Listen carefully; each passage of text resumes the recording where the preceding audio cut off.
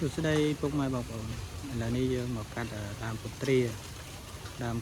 យើងដែលយើងបេះផ្លែអស់ណាអញ្ចឹងយើងត្រូវកាត់ដើមវាចោល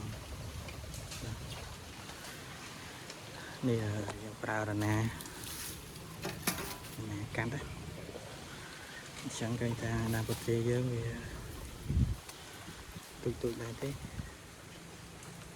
ប្រហែលជា30ដើមអញ្ចឹងយើងកាត់វាចោលដើម្បីឲ្យវាលូតពងថ្មីតទៅទៀតនេះយើងកាត់អានគុំនេះគឺដើមវាទូចដែរ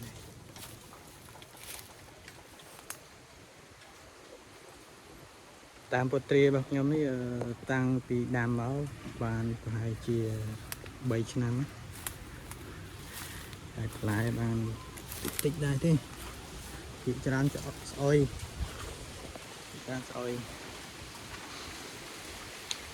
នេះឃើញផ្លែវាស្អុយនៅជាប់ដើមឡើយនេះដោយសារខ្ញុំរវល់អត់បានបាញ់ថ្នាំអ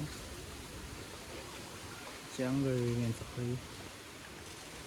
បាទស្អុយនិយាយទៅស្អុយពាក់កណ្ដាលបាទហើយតែយើងបានហូបពាក់កណ្ដាលដែរវាមិនអត់ទាំងស្រុងអញ្ចឹងឥឡូវទន្លេពីការងារ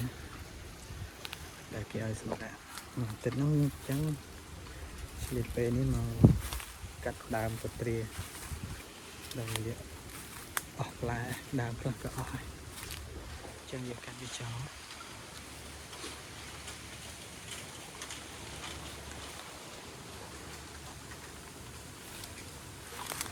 ពុទ្រាខ្ញុំជា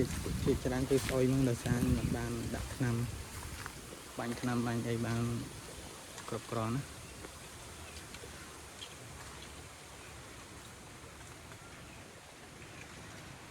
អូខេតោះឥឡូវយើងចាប់ដើមកាត់តទៀតសូមអរគុណ